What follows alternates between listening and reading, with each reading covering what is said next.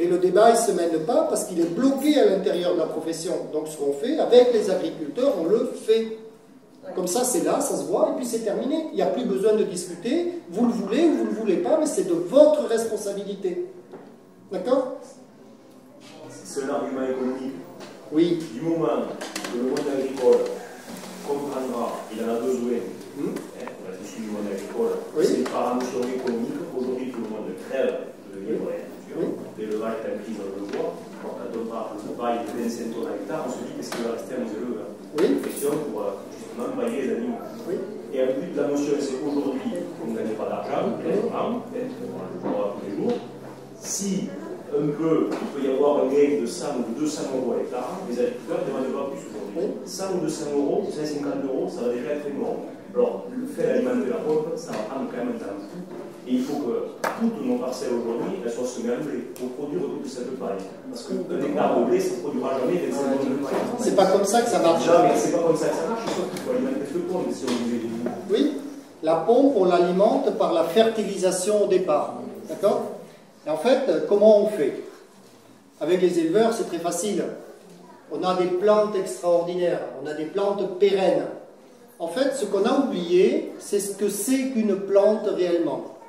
Je prends de la fétuque élevée. Vous connaissez tout ça. C'est une plante, c'est de l'herbe. C'est l'herbe un petit peu...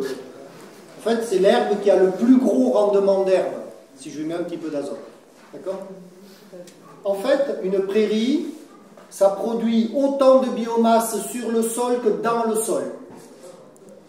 Donc ça veut dire que si je mets un petit peu d'azote dans mon herbe, ma fétuque élevée, je pourrais produire 15 tonnes de matière sèche sur le sol, la prendre pour les vaches et c'est riche en protéines.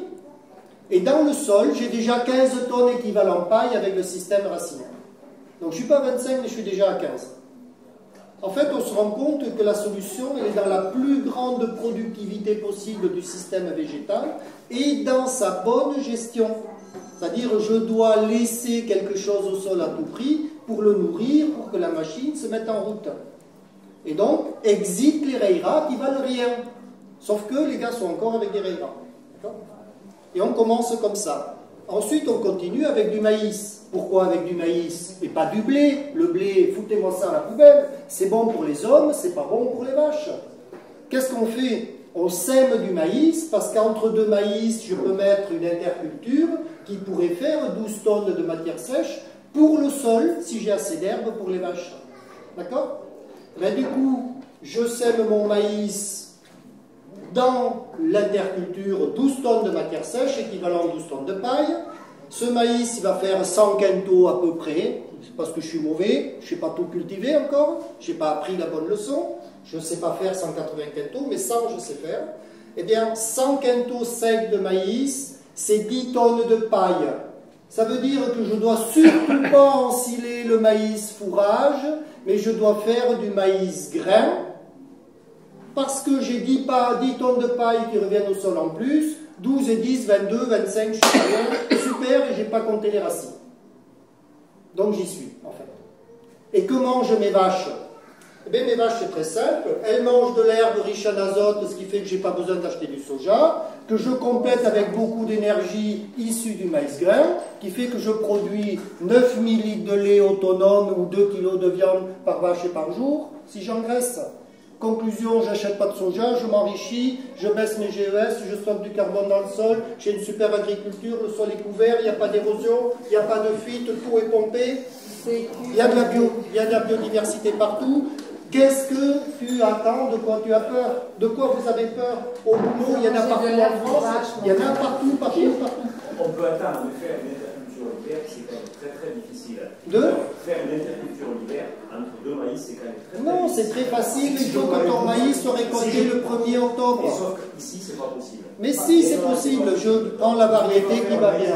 Ici, à 25 humidité, on va commencer en 1er octobre. Du maïs sec à 15 si je veux. C'est pas possible. Mais si, dans le Lot-et-Garonne, j'ai un collègue, j'ai un paysan collègue au Lot-et-Garonne, on récolte du maïs à 15 d'humidité, 85 quintaux, 90 quintaux, sans irrigation. Tu pleures. Quand le cycle de fertilité est en route, tu pleures. Mais c'est terrible. Eh bien, parce que qui vulgarise quoi? Ah, voilà la question. C'est celle-là qui est très intéressante. Ça, c'est très intéressant. Elle est là, elle est centrale, celle-là. Qui vulgarise quoi? En fait, moi, je suis un vulgarisateur non officiel de l'agriculture innovante, mais les officiels qui touchent tout le monde, qui ont tous les outils de discussion, de diffusion, de machin, qu'est-ce qu'ils font, eux? Ils font encore comme il y a 30 ans, c'est-à-dire ils ne font pas ce qu'il faut aujourd'hui. Mais ils sont hors jeu. Et c'est ça le drame. Donc on se constitue en réseau, on a construit un gros pour diffuser tout ça sur le territoire de l'agence de l'eau à Tour-Garonne.